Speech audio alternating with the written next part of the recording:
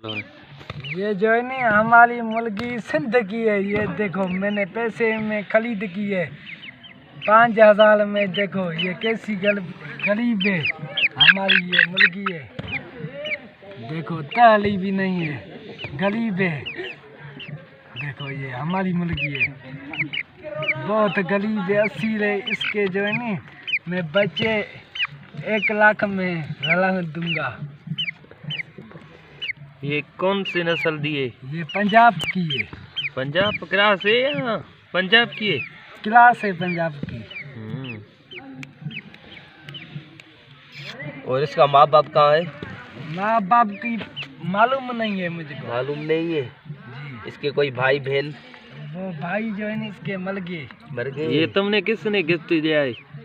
Gift ये मैं नौशाद को दिया। नौशाद को दिया है? तुमने दिया है या उसने तुमको दिया? मैंने उसको दिया।